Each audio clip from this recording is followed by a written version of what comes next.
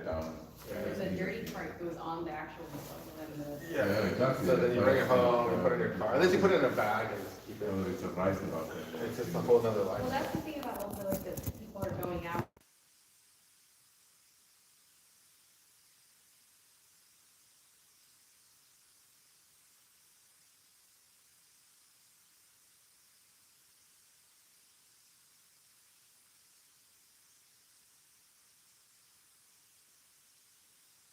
All right, inshallah, we're going to get ready. أعوذ بالله من الشيطان الرجيم بسم الله الرحمن الرحيم والصلاة والسلام على رسول الله وعلى آله وصحبه أجمعين اللهم ينفعنا بما علمتنا وعلمنا ينفعنا وزدنا علما يا كريم يا رب العالمين السلام عليكم ورحمة الله وبركاته. It's kind of awkward seeing. Everything's awkward now, I think. Nothing's normal anymore. We're not handshaking anymore. We have spread out chairs. So may Allah subhanahu wa ta'ala reward you and protect you and keep you healthy from obviously the sickness and so forth. And obviously we're just taking recommendations from the Health State Department and doing what we could do inshallah ta'ala. And at the same time trying to function as a community at the same time. We're in our 10th class tonight, inshallah ta'ala. We started at least the beginning of the Battle of Uhud last Sunday. And so today is only going to be the Battle of Uhud. If you go to most books in the Seerah, you'll see that Battle of Uhud is many pages. In the Ar-Rahiq al-Maktoum, the Seal Nectar book, it's around 50 pages just on the battle. That's like 10% of the book. So the battle itself has a lot of details in it. And for obvious reasons, you're going to see why. The Muslims got themselves in a lot of trouble, so there's a lot of details on how that happened. Before I go on that, I actually want to just kind of go into our current times and give us a little reminder. I think it's the writing on the wall, elephant in the room. Just when we talk about the situation we're in. And so I just want to bring this hadith of the Prophet sallallahu alaihi wasallam. When Aisha radiallahu anha asked the Prophet sallallahu about a plague, we call it in Arabic ta'un. When he asked him about plagues or widespread sicknesses and diseases, the Prophet said that it is adab, liman yasha, that Allah subhanahu wa ta'ala makes it a punishment upon the people, whoever He wills, right? And it's a rahmah upon the believers, right? And then it's a source of a mercy upon the believers. How can it be a punishment and a mercy at the same time? So the Prophet ﷺ explains it a little bit more. He said, for in a time of an epidemic, right, or when the plague is widespread, that whoever stays in his country, stays in his area, patiently hoping that Allah's reward and believing nothing will befall him except what Allah writes. Okay? That is written for him, then he will get the reward of a Shahid, of a martyr. Okay? And so here is that, yes, it is anything that happens to us. And when there's a fitna, there's a trial, we all know that it could be a punishment, and at the same time, it could be a benefit in it. And you say for the disbelievers, that could be obviously that. It could be a punishment for them, or it could be a sign for them to realize who is Allah subhanahu wa ta'ala. And that's one thing with the world now. There's no sports going on, which is great. Like you go to ESPN, there's like nothing to really report, right? And so it makes people try to at least focus on something else at least. Hopefully, what is their purpose of their life? Some type of reflection. And it's a mercy to the believers because what if they stay in their country? And this, obviously, the people in China, if they would have done this, we would have been in the issues that we are in right now. But it's very hard to control the whole public. I don't know. I mean, to the extent, it's pretty hard. But if they would have stayed there, at least those who are believers, right, and hoping that whatever befalls them, what Allah subhanahu wa ta'ala wrote for them, right, whether they're going to get cured or they're going to get hit with that sickness, right, then they'll get the reward of a martyr. Because if you think, what is a martyr? We're going to go about the Battle of Uhud in a little bit. Is that they put a life out to defend people who are weak or oppressed. And then you might get killed, right? Because you're defending them. People who are getting sick in a country, they are doing the same thing. I'm going to stay in my country. I don't know. I might be sick. I might not be sick. I have no idea. But I'm going to stay here and wait patiently. And if it hits me, then it hits me. If it doesn't, then I still protect the people from outside. I'm risking my own life, just like a martyr would risk their own life, right? So they get the reward similar to that of a martyr. So the ajr mithl al-shahid, it says in Arabic, that similar to a shahid, a martyr. So that's something that the Prophet ﷺ put a perspective in this. And another hadith I wanted to mention is that the Prophet ﷺ also mentioned that if someone does something on a routine basis, let's say you come to the masjid for every Isha prayer, or for Jummah you come for every Friday, obviously, and then you don't do it because of some type of reason, sickness, you have visitors that week or something, then you'll get the reward as if you were there. right? Because that was your normal routine, which is the rahmah from Allah subhanahu wa ta'ala. So if you usually go to the masjid every night or go to Jummah every Friday, but now you don't go because obviously what the issues are going on, then inshallah ta'ala Allah will still write that down for you as what? As if you attended and if you would have got that, right? So that's another thing that we should keep in mind with this whole situation. It's kind of hard to, comprehend what's going on, but inshallah we have patience during these times. The Battle of Uhud, let's get back to that inshallah ta'ala. So one thing is that we talked about the Prophet ﷺ made that decision to go out and fight out in the battlefield, if you will, not in Medina. And we talked about that was a decision that he got from the group of everyone, right? And that's one thing Allah subhanahu wa ta'ala describes the believers, that they believe in Allah and the Messenger, and they take shura bainahum, that they make consult with each other. So we said they're going to go out, and so with the Prophet ﷺ, he broke them up into 3 different groups. We had the Muhajirun, which is the Muslims from Mecca, under the commandment of Mus'ab ibn Umair radiallahu anh. You guys remember him, right? He was the one that was sent originally to Medina before the Muslims came to Medina, and he converted almost like the whole city to the extent, right?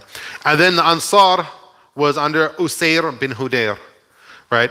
His name should ring a bell to you a little bit, is that he was the one that, he was in Medina already, he was in Yathrib, and when Mus'ab bin Umair came to Yathrib, he's the one that approached Mus'ab and said, "Who are you? What's this Islam about? What do you, leave our town?"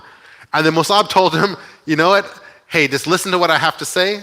And if you don't like it, you could do whatever you want to do with me. Basically, you want to kill me, kill me." And what happened, he sat down with him, he listened to him for a bit, and became Muslim. So it's interesting, like these names pop up again. So anyhow. And then the Ansar was another group of Ansar. So he broke up the Aus and the Khazraj.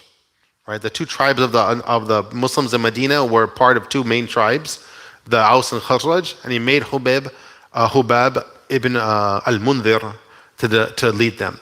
So we talked about already that Muslims should always be together, but in time of a war, it's okay to split them up amongst people who they know how their chemistry works well together, right? It's not a racism type thing, right? So he splits them up even in their own tribes, okay? Like they compete, so everybody want to do better and excel. It could be, right.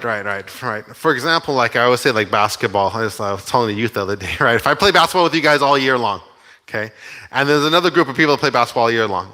If I'm going to make a team, should I pick from you guys or should I pick from them? Even though they're Muslim, I'll pick from you because I know you better. I know how you are. I know this guy knows how to shoot. This guy doesn't know how to shoot, right? He plays good defense. Even though they're Muslim, I might not know them. Why am I going to pair myself up with them? And then in the game, we lose because I'm not used to playing with them.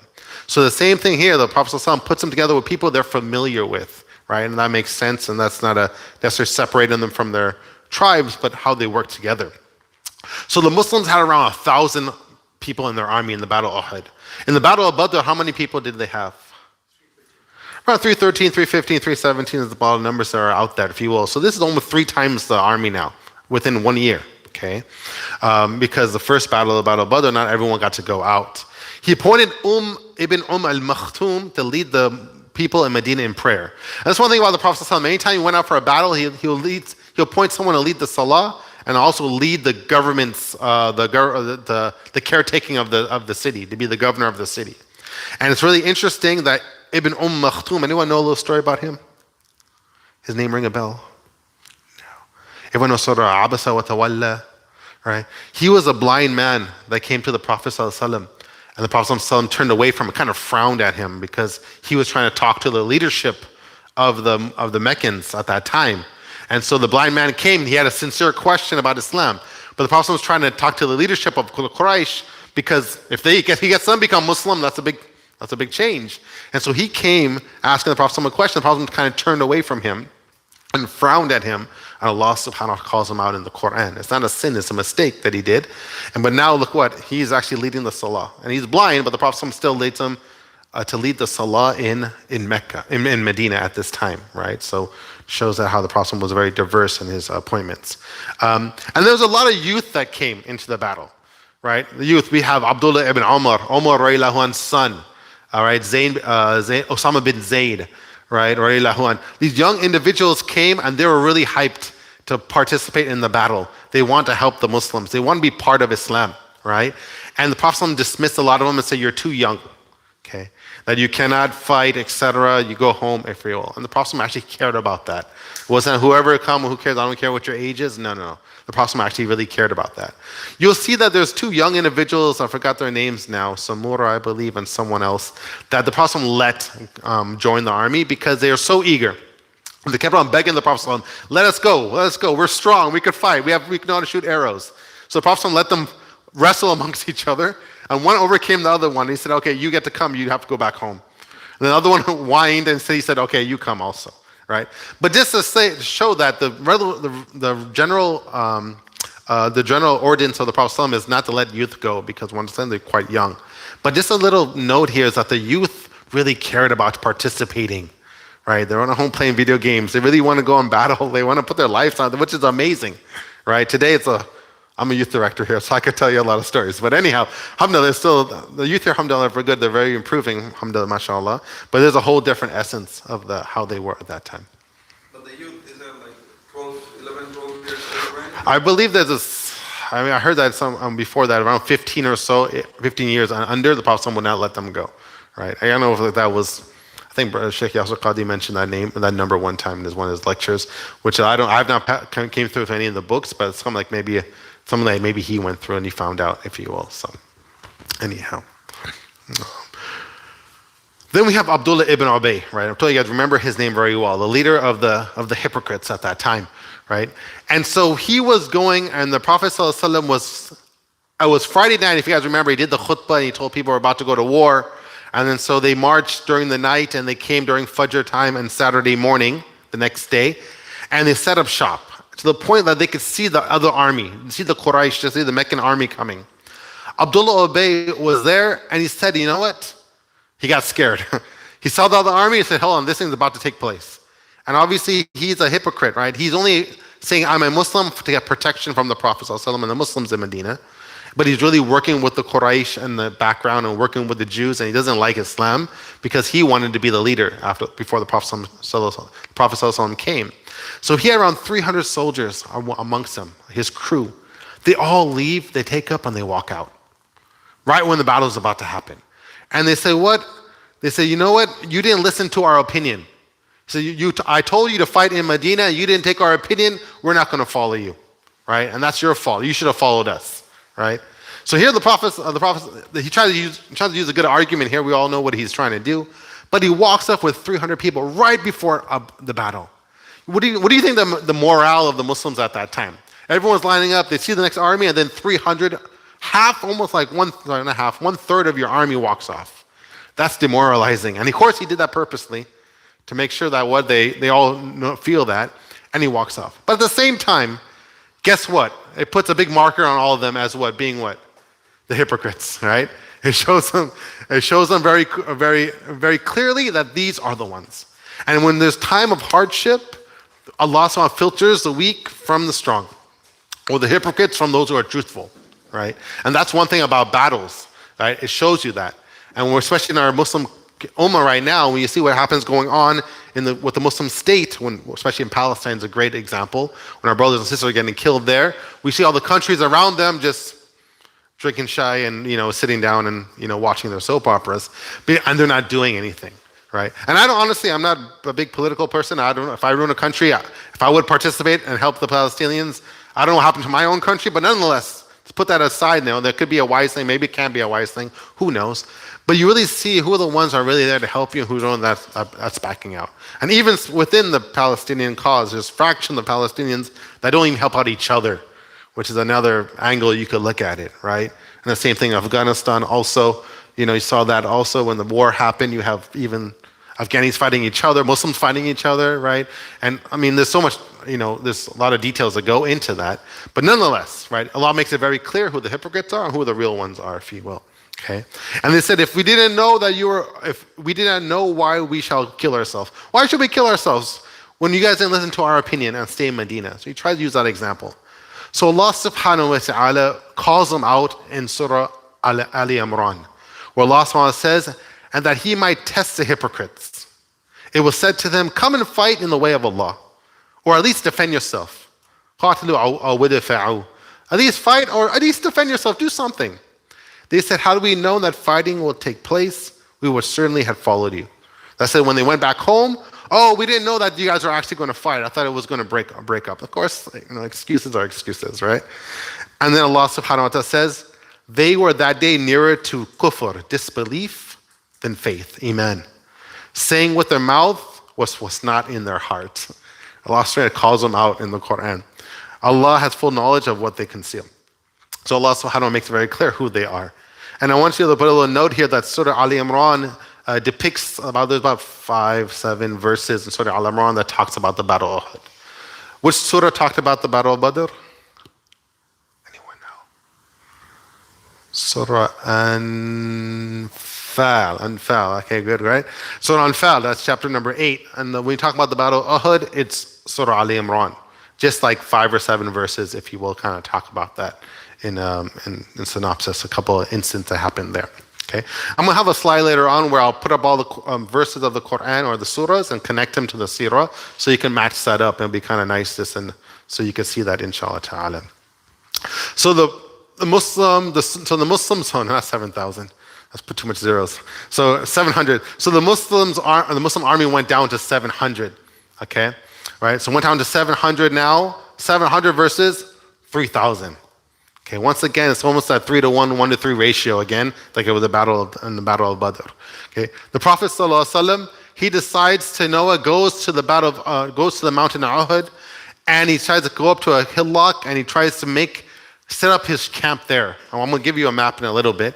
And then what he does, he puts his camp and he puts his back to the back of the mountain, making that the Muslims are going to be cornered in a mountain kind of slope, if you will, or angle, which you might think that might be kind of bad because they have nowhere to run.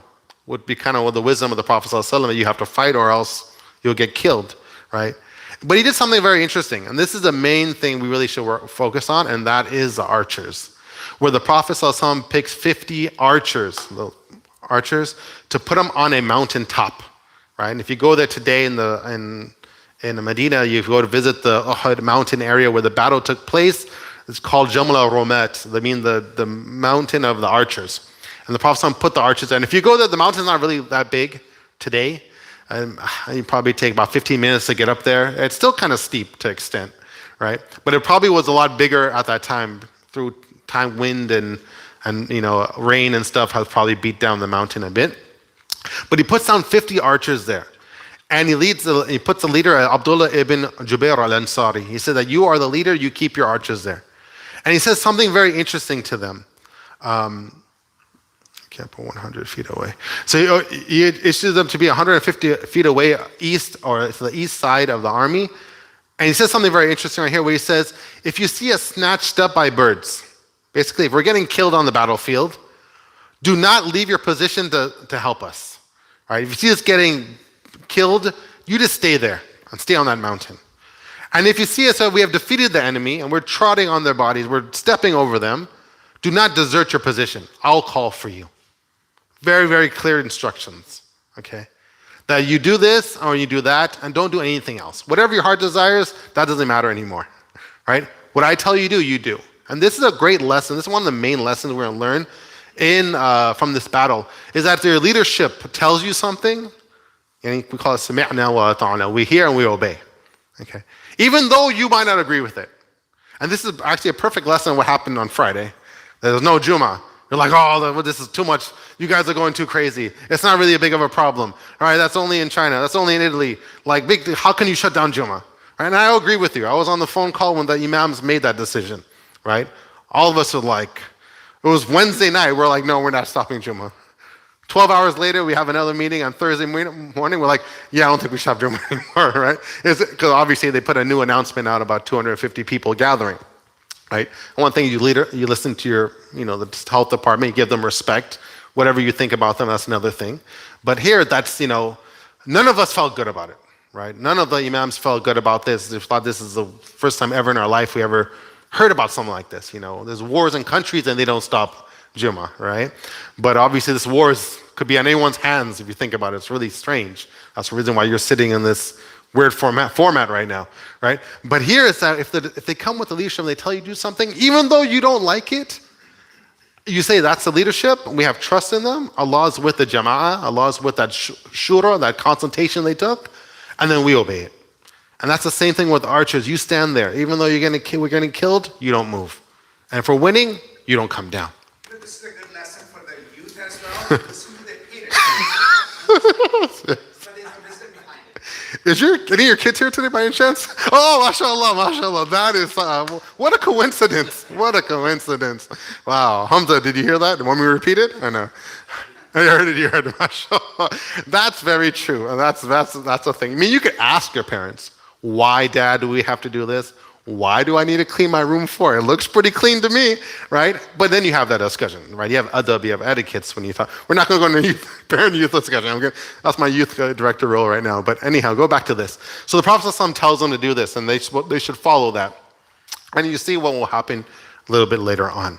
This is kind of a picture, not the greatest picture in the world, but one picture of the battle. So Medina is actually a little here. Like I said, it's a 5-minute drive in a car over towards the Uhud mountain.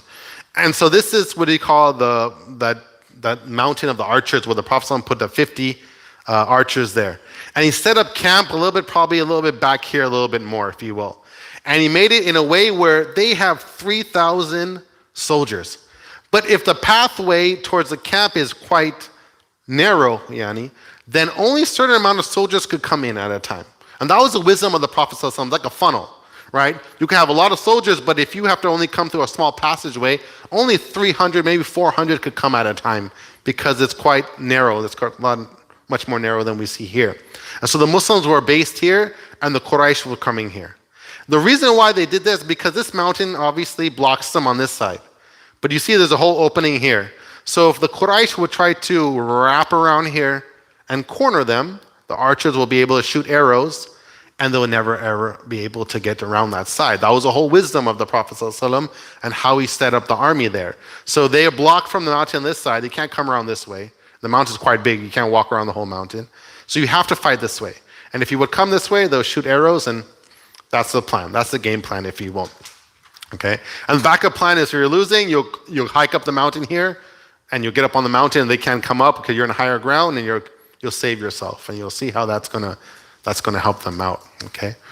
The Prophet ﷺ, when the battle is about to start, the Prophet ﷺ puts on 2 armors, one from the front, one from the back. It shows you that he's gearing up a little bit more than he usually gears up, so something's probably happening. But he has a very interesting thing what he does. He didn't do it in the Battle of Badr. He has a special sword, and he comes out, and as everyone's lined up, right before the battle is about to start, right? The Prophet ﷺ has his sword. He says, who's going to give this sword its haqq, its right? Right? And everyone's like, that's the sword of the Prophet ﷺ. Like, everyone will love to touch that. So everyone's like, yes. Umar radiallahu anhu is like, I want it. Ali radiallahu anhu, he says, I want it. All the big names you could think about are all trying to grab that sword. But the Prophet ﷺ holds it back. And then this person named Abu Dujana, you have to know his name, right? Abu Dujana radiallahu anhu, right? Asked the Prophet ﷺ, what's its price? Like, what is its right? What are you talking about? He said that you strike the enemy's face until it's bent. You hit the enemy with that sword until it's bent.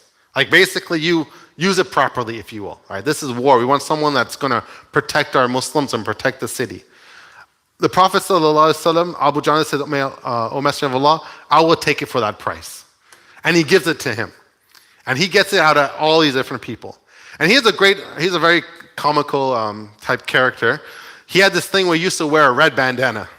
Okay, you put a red bandana, like Rambo to extent, put a red bandana on, and he would take that sword, and then he started like dancing with it, and like kind of waving around that I got the sword of the Prophet ﷺ, and started getting kind of prideful. And the Prophet ﷺ stood back and said, the type of trotting that he's doing right now, Allah doesn't like that. It's very, it's kind of arrogant. But in this case, this is permissible, because for a battle, right?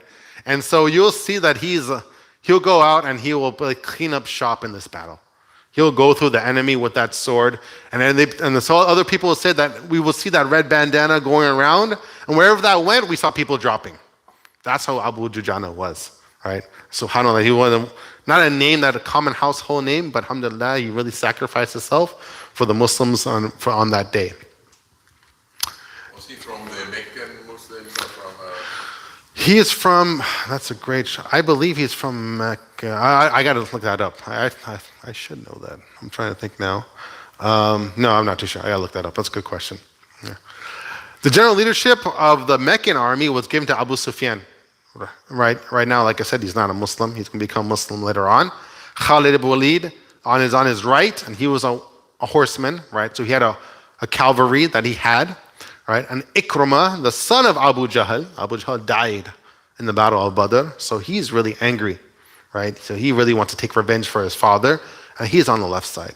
And I think I mentioned this last week. You will see that all three of them will become Muslim later on, right? Which is the ones who are the leaders of the Quraysh army, of the Meccan army, will all become Muslims later on and be very big in the Muslim army and Islam in general. Like I said, never give up on the people we see in our government today or other people or whoever the worst leaders are, because you know how Allah guides our heart. And I think I brought you guys mentioned the example of the person that wrote the cartoons about the Prophet ﷺ a couple, I don't know how many, 10 years ago, maybe 5 years ago, right? He became Muslim.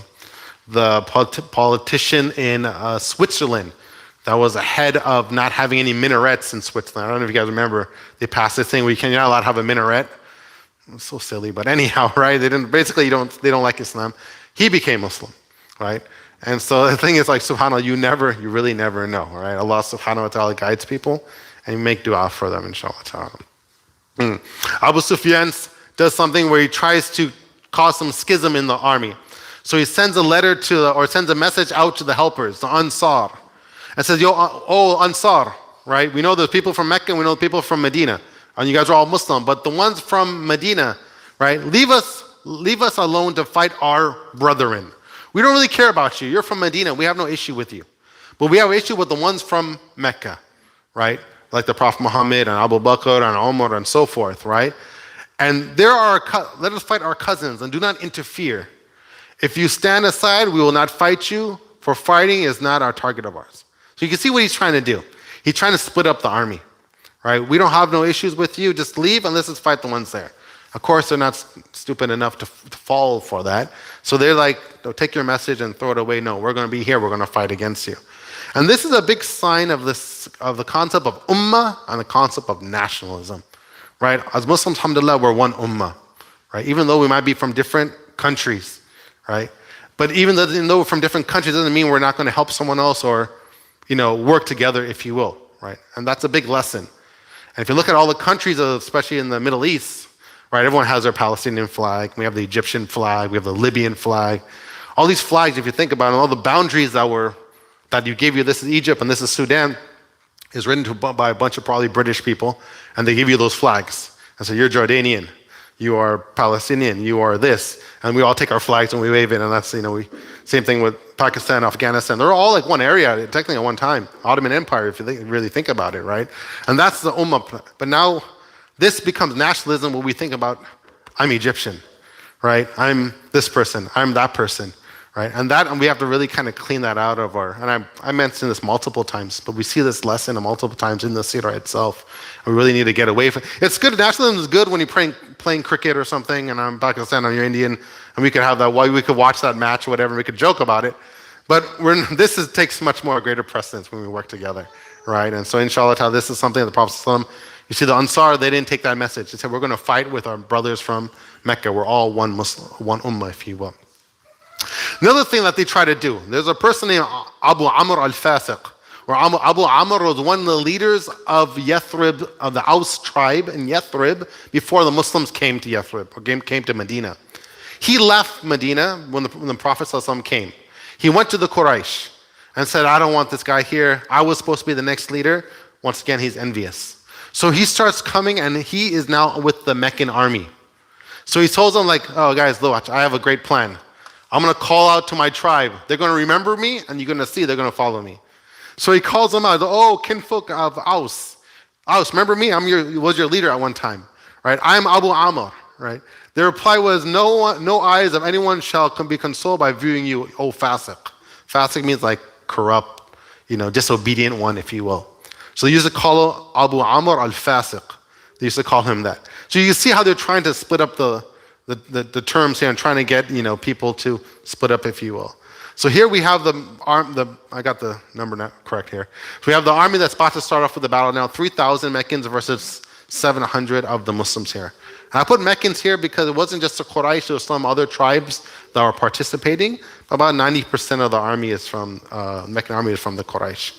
So the battle starts with a duel like usual. Remember in the Battle of Badr, we had 3 people that went out and they fought. In the Battle of Uhud, it was just one person that went out. A person named Talha ibn Abi Talha from the Meccan army.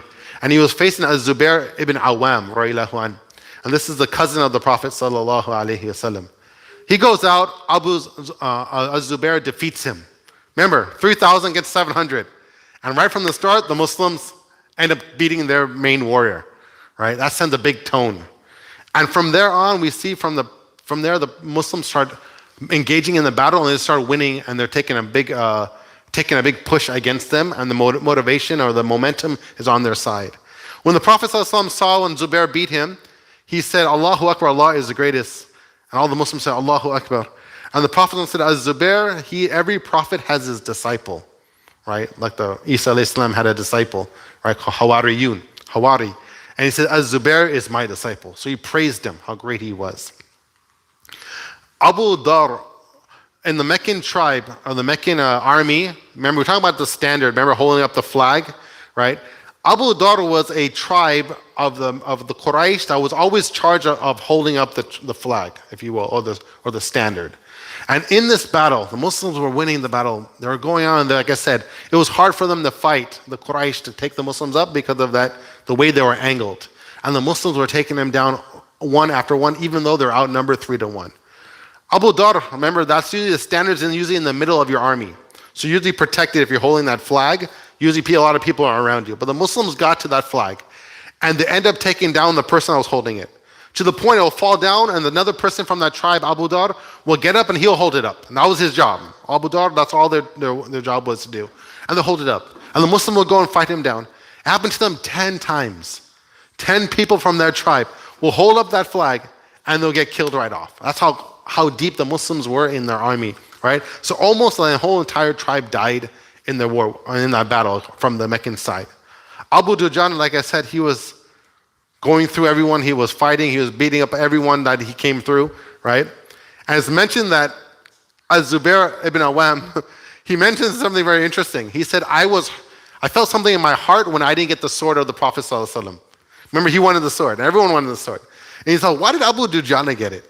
But he said, you know what, in the battle, I was looking around and I will follow Abu Dujana everywhere he goes. And I saw what he was doing, and then I said, that's good that someone gave it to him and not me. That he was happy that he was the one that actually gave it its due, right? To the point also, when they were fighting, there's an incident there, there's a lot of little incidents that happened during the battle, that Abu Dujana came and he was about to hit this one soldier, and when he turned around, he found out it was a woman. And it was Hind bin Utbah. This is the wife of Abu Sufyan, right? The leader of the Quraysh army. And she was there fighting on the battlefield. And you're going to see she's going to do something very horrific a little later on. But once again, she becomes Muslim later on too, which is kind of awkward. But anyhow, she becomes Muslim. And he was about to hit her. And then she turns around, and then he says, I don't want to use the Prophet's sword to hit a woman. And he lets her go, right? And he showed that even the Quraysh had women that were fighting. And we'll see also in this battle, many Muslim women were fighting in this battle also. And you'll see a time where they're actually helping and they're defending the Prophet sallallahu alaihi wasallam. So Muslims, like the women did fight in these battles. They also were there to get water and do like nursing, if you will, and take care of wounds and so forth. But they also participated in the battle on many occasions. Hamza ibn Abu Talib, the uncle of the Prophet sallallahu alaihi wasallam. Of course, we all know the Prophet loved Hamza so much, right? Unfortunately, in this battle is where his life comes to an end. And it happens on the hands of this person named Wahshi ibn Harb. Wahshi ibn Harb was a slave. And his master said, if you want freedom, I want you to go in this battle and find the uncle of the Prophet, Hamza, and I want you to kill him. And if you do that, you are a free man. And if you're a slave at that time, you don't care what the price is. You kind of just want to get freedom, right? And his owner, this Jubair, his brother, I believe, or his father, one of the two, his brother or father, was killed in the Battle of Badr. So he was really, was really angry. He wanted to take some revenge. So Washi goes and he talks about how he killed Hamza. And he talks about how that, and one thing he said that he was good with spears, right? Throwing a spear.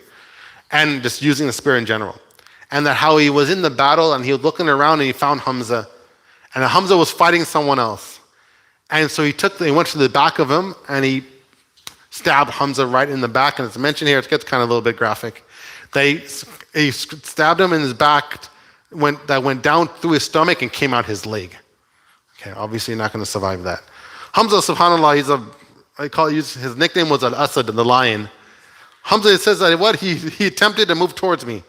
Washi is narrating this, right? He said that he actually turned around and he was trying to fight me, but then he fell down and he died right there. How do we know this story? You'll see later on in the 8th year when the Prophet ﷺ and the Muslims take over Mecca, that Washi becomes Muslim. I know it's cool, we're awkward that all these evil people become Muslim. It's kind of interesting to think about. But he comes to the Prophet ﷺ, I'm going to jump to the story now, and he comes with like a hood on his head because he didn't want anyone to realize who he was because they thought that they'll kill him right away. But he came and ran up to the Prophet ﷺ and he says, I'm Washi, but I ashhadu la ilaha illallah Muhammadur Rasulullah. I want to be Muslim. And so he came and the Prophet ﷺ, who is he? He said, this is the person, Washi, the one that killed Hamza. And so he said, come here. And he said, explain to me how you killed my uncle. Like, why would you want someone to explain that? But he wanted to hear the story. He loved his uncle so much. And when he explained that story to him, that's how we got this story here, right? He says something very interesting. The Prophet ﷺ, obviously, he has a lot of mercy and amazing amount of mercy. But he tells Washi something. He says, alhamdulillah, we accept your Islam, you're Muslim, you're a Muslim brother. But one thing is that I don't want to see your face again, right? Because when he sees his face, who's he going to think about? He's going to think about his uncle, right? It's going to hurt him. So not that he's like a bad Muslim or something, that's not what he's saying, but just that reflection. Remember, the Prophet he's a human also, right? He's not a robot, right? He has emotions and he has feelings and also. So he says that just, I don't want to see your face. If you come around me, just don't come in front of me, if you will. Don't look at me, right? Because that will hurt him so much, subhanAllah, right? But like I said, he becomes Muslim after, which like I said is quite awkward. There's other story, like there's a lot of these stories in the Battle of Uhud, because that's the reason why the battle is like 50 pages or 100 pages in some of the books. There's a battle of Hanzala, it's actually Hanzala with Allah, that he was his night of his wedding, right? And everyone knows, like when you go, first night of your wedding, you're with your wife, this is very happy time, you've been waiting for this occasion for so long, right? Everyone's celebrating, right? And he had first night with the wife after his wedding, but then he heard that it was the Battle of Uhud was taking place. And then, like I said, if you're a man at that time, you're just naturally part of the army. And so the battle was taking place the next day. He had his wedding, he left his house, and ran straight to the battlefield. That he wanted to participate in this battle. And he went there and he fought, and it's mentioned that he fought here until we got almost to Abu Sufyan, the leader of the Quraysh. He almost killed him. And then he was struck down by someone else, and he became a martyr on that day. And it's mentioned that his story is interesting because the Prophet ﷺ mentions that there's angels that came down and washed him.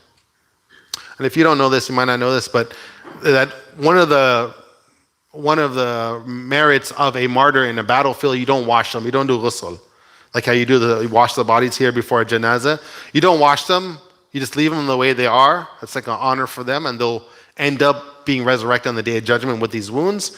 But they're going to go to Jannah, and Allah subhanahu wa ta'ala has a special gift for them.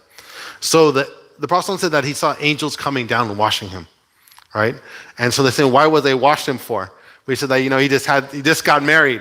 So he was in a state of impurity. So the angels came and washed him before he was, and inshallah, again, accepted to Jannah. The point is that these sacrifices that they made for, your wedding night, you're like, okay, I could take a break. I only get married one time.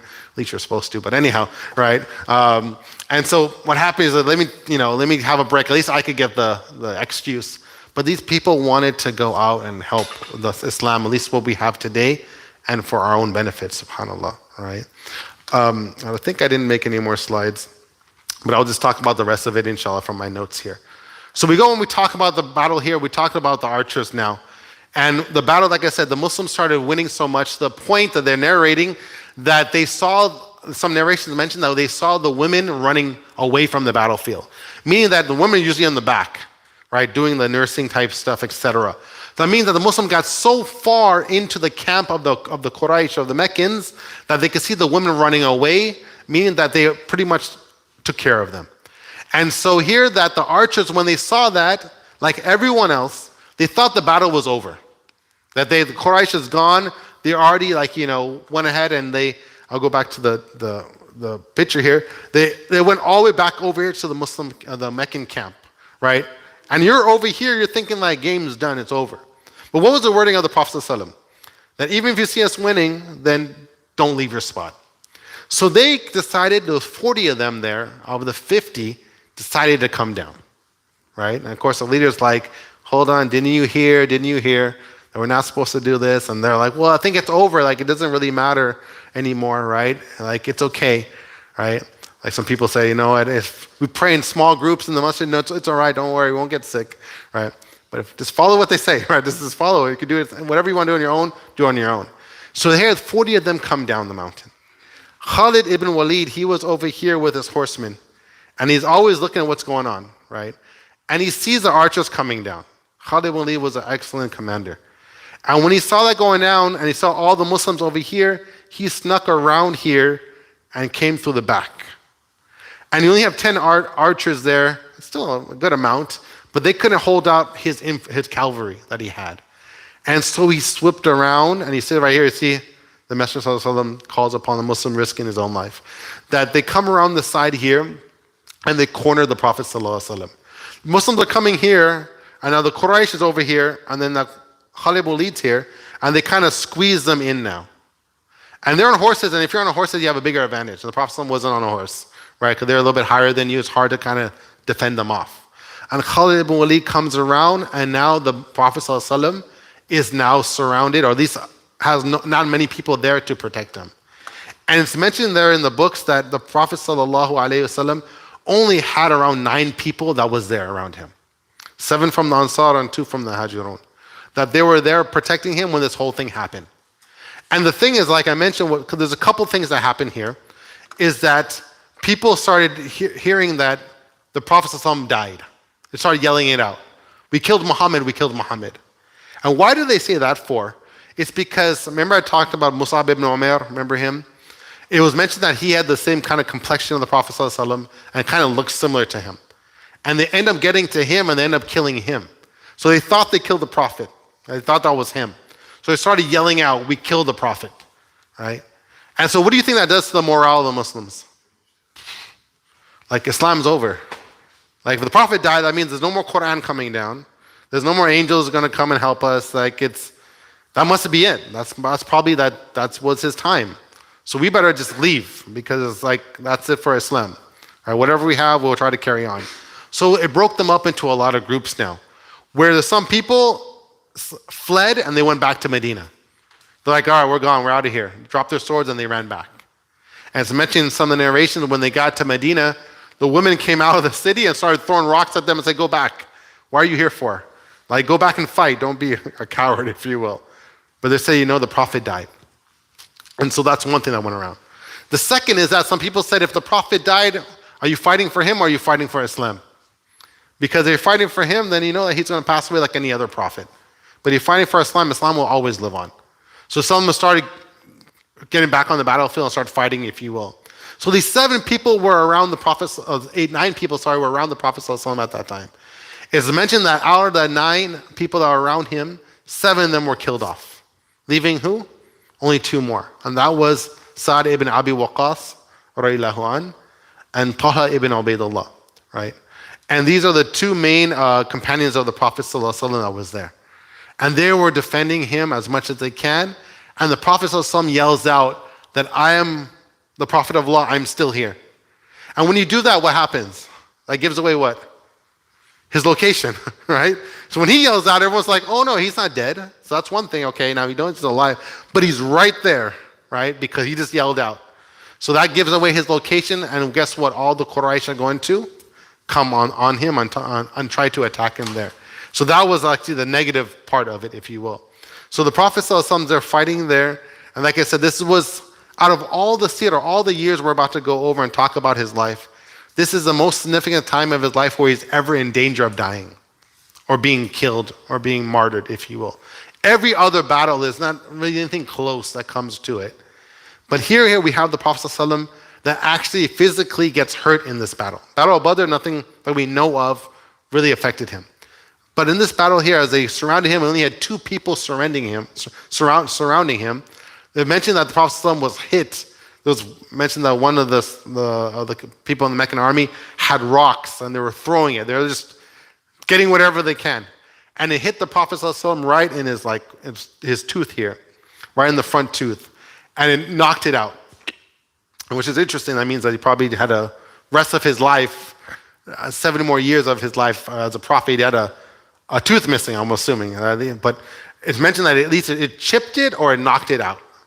And then there was another mention that the Prophet was hit with a sword, and he had a helmet on. And you know, helmet has these metal guards in front of your cheeks. And one of the swords hit that metal, actually hit his head, which is really close to, hitting his neck. Hit his metal guard on his face, and it bent the metal into his cheek. Like it went inside there and like inserted his mouth almost. And he was bleeding out, right? And this is the Prophet sallallahu alaihi wasallam, right? It's mentioned another thing. He mentioned that he was hurt 3 times, 3 different places. That an arrow also hit the side of his chainmail or his helmet, and went almost right into on the other side of his face, right? This mentions how close that they almost got him. Another narration mentioned that he was hit on his shoulder, but didn't penetrate his armor there, right? So the Prophet ﷺ was actually bleeding there as he's sitting there. And then the Muslims start coming back. Abu Bakr, Umar, all the ones that, who are fighting in the battle there, start coming around and surrounding the Prophet sallallahu alaihi wasallam, right? Then at that time. What they do is that the Prophet ﷺ, now that he has a little bit more people around him, they've tried to make a way back into this gorge here. To go up and then climb up the mountain here, and then that will be their safety spot. And that was kind of like the plan B or plan C if something goes wrong. And the Prophet ﷺ and the rest of the Muslims kind of managed to go back and come back into this area there. While they're being pursued by the Quraysh, right? By their arrows are coming down and different things. And you have a plethora of stories in the books of Muslims that were surrounding the Prophet ﷺ that were cut, that had arrows inside of them, that had so many different swords that, cuts in their body because they were protecting the Prophet ﷺ in this moment here. So this is what's mentioned now at what happened to the Prophet ﷺ at that time. And he goes back up to this mountain here. They're able to retreat. They're able to come back here. Abu Sufyan stops at the bottom of the mountain and yells out to them, "Is Muhammad alive? Can you tell us?" Because he didn't know, right? Remember, it was Khalid ibn Walid that was here. So Abu Sufyan comes over here and yells out, "Is Omar with you? Is Abu Bakr with you?" He's trying to find out who is still alive, right? They're up it's mentioned they're in a little cave area. And today I believe that cave's still there, but rarely do any of the people actually go up there because it's kind of hard to get there. But he asks, "Who's there?" And the Prophet ﷺ tells Omar, reply back to them. And Omar says, the Prophet ﷺ is well alive. He hears me as much as I am hearing you right now. They're all still here. And then Abu Sufyan says that today, Al-Uzza, or Hubal, their God, is the highest today. And your God is the lowest today. And he says a day for the Battle of Badr is a day for this day. This for that. That you guys beat us in the Battle of Badr, but we took care of you guys here. All right. So the Prophet ﷺ says, respond back to him. They said, "Ya Rasulullah, what are we going to say?" And he says, tell them that Allah is the highest and their God is the lowest. And so they said, Allah is the highest. And then he tells them, tell them that their martyrs are in the hellfire and our martyrs are in Jannah. It's two different. We're not the same. It's not this for that. It's not the same. So he tells them that yours is in the hellfire, ours is in Jannah, right? Even though they're beat up this way. And then then they go and have a little conversation. And Abu Sufyan says, we'll meet next year at Badr, right? No, it's like 1-on-1 now, right? We have to have one more game. Just who's going to win, right? So he says, what? We have next year, meet us at Badr again. So the Prophet tells Omar, okay, tell him, yes, we'll meet you there.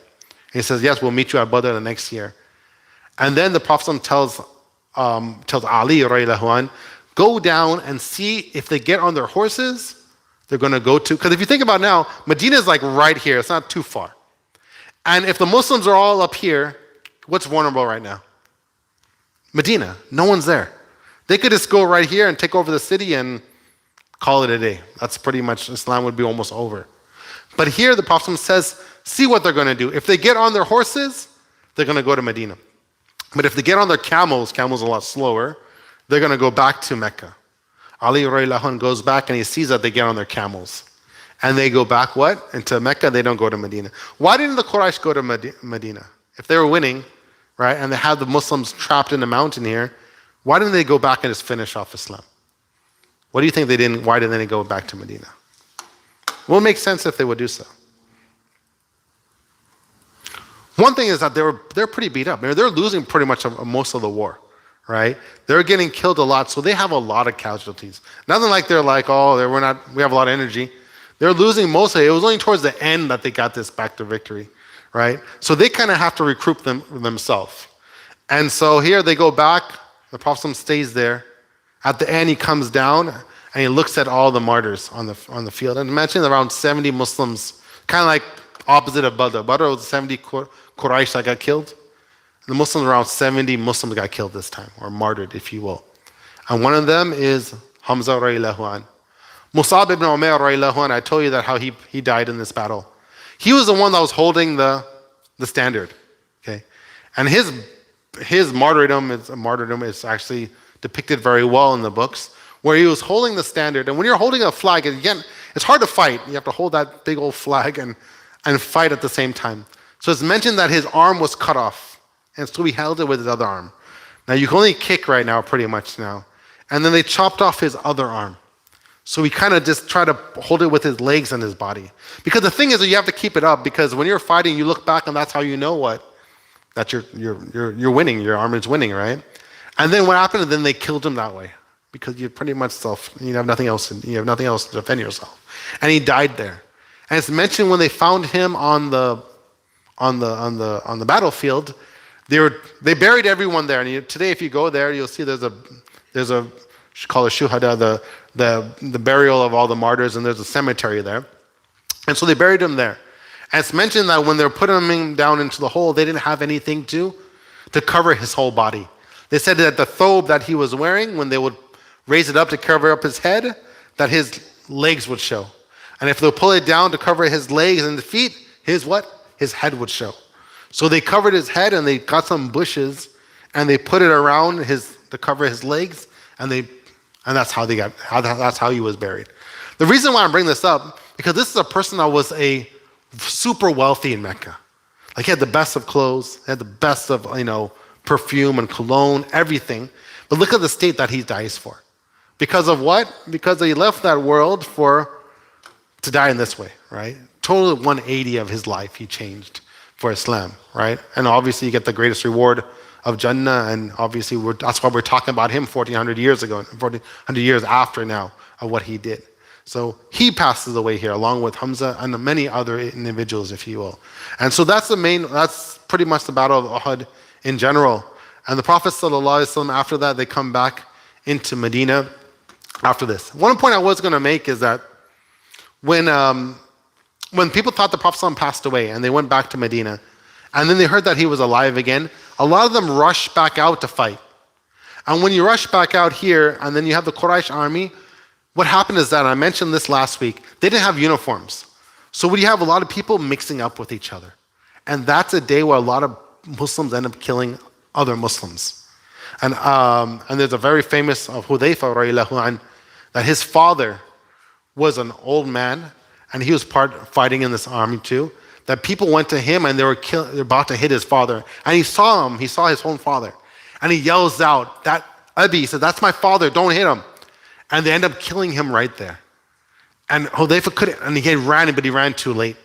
And said, he's part of us. But you don't know. Not everyone knows each other. And you would think everyone knows each other, but you have an army of 1,000 people. It's hard to know who's who, right? And them killing his own father right in front of his own eyes. Like I said, it's one thing to say that I would love to be a Muslim at this time. I would love to see the Prophet ﷺ. Yes, that's like all the rosy and nice things. But also you have to be ready to fight your own relatives, right? Remember Abu Amr al-Fasik? Remember him, right?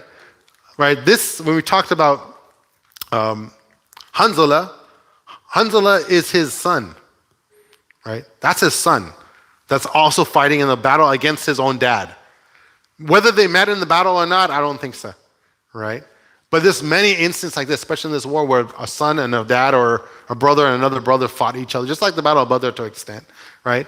But Hudayfa radiallahu anh, it's mentioned that those who killed his father, they're supposed to give him blood money. That's how it works back. They give him about money and say that basically unlawful, just a mistake, misdemeanor in terms of we killed his father by accident.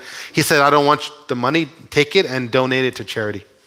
And he forgave all the people. That's really, really hard to do, right? He forgave all the Muslims that end up killing his father. And it's mentioned that after that, Allah gave him, he was known to be really wealthy after that. Allah, alhamdulillah, gave him back everything. He's donated all that money to charity, at least for those who are less needy, if you will. All right. So these are a lot of stories that are mentioned here in the battle of Uhud that took place. And this happened in the third year after Hijrah. So that's where we are currently in right now. Don't know if I wanted to say anything else.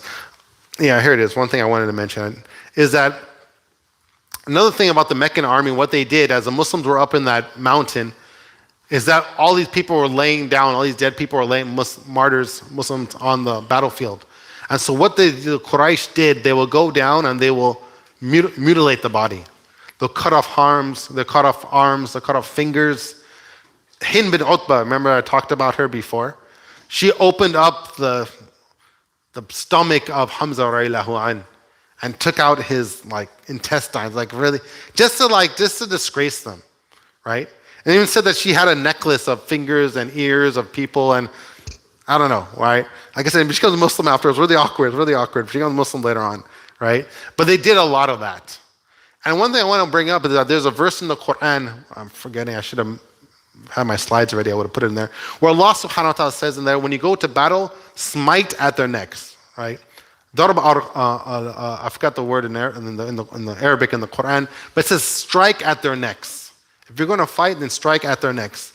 And when people read this ayah, they're like, that's so Muslims, I thought you're Assalamu alaikum, Islam means peace. So why do we have words like that in the Quran? The thing is that also, number one is that Allah subhanahu wa ta'ala is saying, when you go to war, when you go to battle, fight. Be a true fighter. Just don't sit there and give it 50%. Give it 100%. But number two is that if you hit someone in their neck, it kills them right away. Right? You're not going to cut off their arm and let them suffer on the ground and then cut off their leg and then leave them that. No, Islam is not like that. We don't kill people like that. You shouldn't if it's a war. But if you're going to fight, then you're going to kill me, you're going to kill someone. That's just the way the battle is. Don't go and try to mutilate any of the bodies. And this is something Allah detests. He didn't like anyone to do. Because that still has honor. It's still a human being, even though they are a disbeliever. Right? It's a war, obviously, that we're talking about here in the context. So here, that's what Allah subhanahu wa ta'ala talks about this in the Quran. That if you do fight, then we don't mutilate bodies. We don't cut off fingers and stuff like that. We don't burn bodies and other things like this. Some of the rulings that we have in warfare that later on Abu Bakr radiallahu anhu will stipulate when he becomes the next Khalifa. But anyhow, there's some stuff that's out there that I wanted to mention before we close up here. But anyone have any questions about the Battle of Uhud? Or want to add anything or comment anything before we? I think I had mentioned this one earlier. If you go to Uhud after midnight, go to the grave site, and it is surrounded by a fence, and there's a glass on the fence. And in some places, the glass is broken, and you can smell the perfumes, which you will not believe. Subhanallah. And only when you go in the morning with the group or with the guide, you will not smell it. When you go after midnight or so, I've done 3 times, and it's incredible.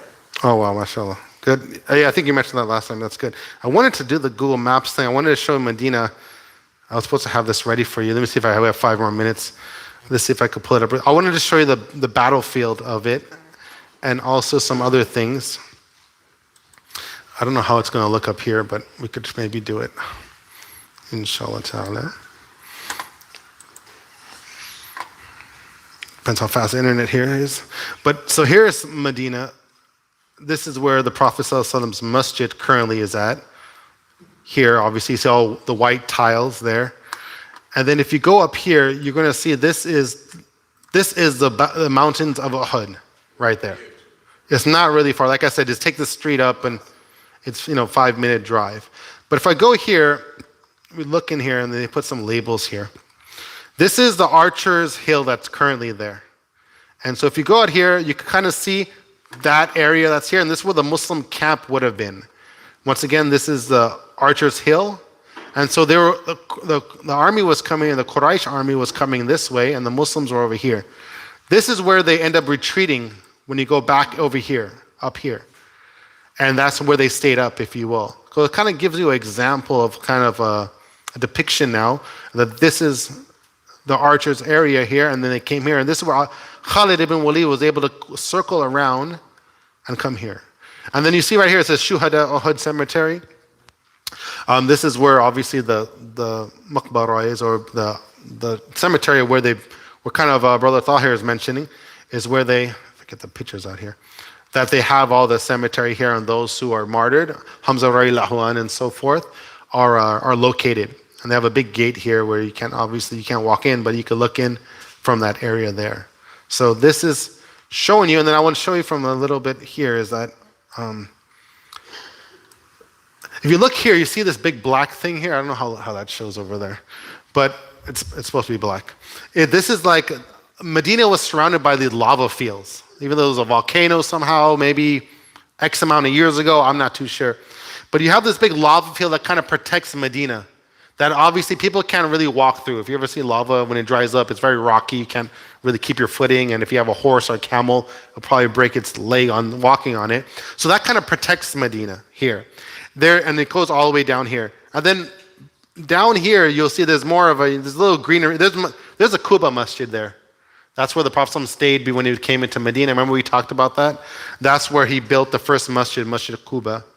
Here, you can see how far, it's not that far away from the Prophet's masjid right here, right? That's where it is right there. But it has a lot of date palms were usually down in this area here, which is not there anymore because of the building of houses and so forth. And then, so the Prophet ﷺ said in a hadith, it talks about the haram of Medina, that Medina is sacred, if you will. And he said it's sacred from the mountains of Uhud to the lava fields on the east side. And there's supposed to be lava fields on the west side, which I technically don't know where it's at. I have to find out exactly where it is now. And then he says about this mountain here, Mountain Ayr. It's right, Jabal Ayr, I believe it's like right here. So here is that the Prophet said from Uhud to this area to over here is all a haram, meaning that you don't cut down trees in that area. Not supposed to fight in that area, right? Everyone's safe, etc. Just like the Mecca is. Mecca is a haram area, if you will. So he said Medina is also a haram. Okay, there's only two places on the whole face of the earth that are harams, right? Al-Quds or Masjid Aqsa is not a haram. There's no hadith on that, but it's a holy place, if you will. But this is just kind of show you the depiction. Last thing I want to show you is, this is Medina, obviously, where the masjid's at, and I want to show you where Badr's at over here, just so you understand how far they went. There's Badr right here, okay? So Badr's here, and this is where Medina is. So you can see that how far they had to come here.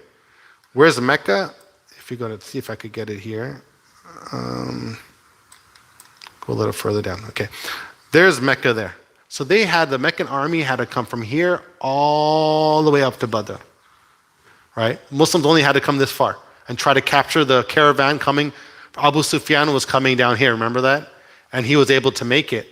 And then the Meccan army came up here and they met right here. So when they came up there, I tell you, they were really tired.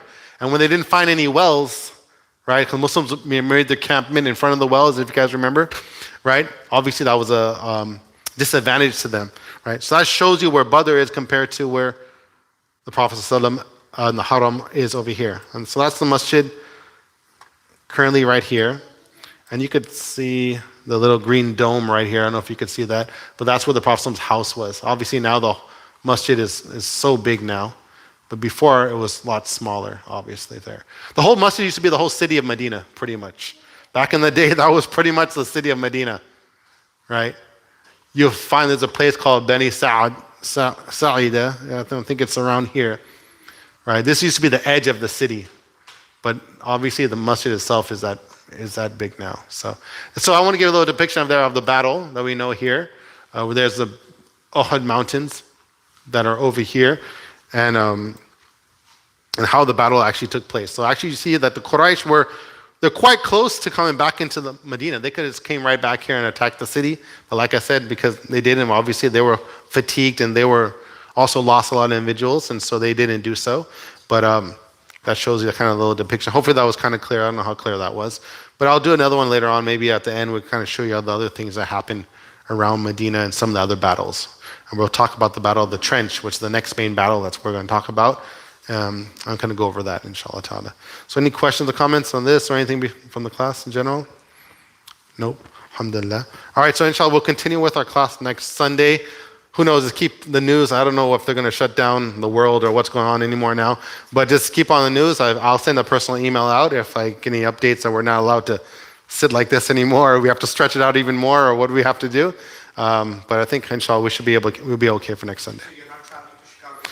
I'm not. That's great. Thank you. Yeah, I'm not doing. They canceled the conference. They're holding off for the longest time, but they canceled it. And so yeah, I'll be here next Sunday inshallah ta'ala. So we will continue for that. So at the end we'll make dua. We ask Allah subhanahu wa ta'ala, Ya Kareem, Ya Rabbil Alameen, to send you peace and blessing on the Prophet Muhammad sallallahu alayhi wasallam and his family and those who follow him, Ya Rahman, Ya Rahim.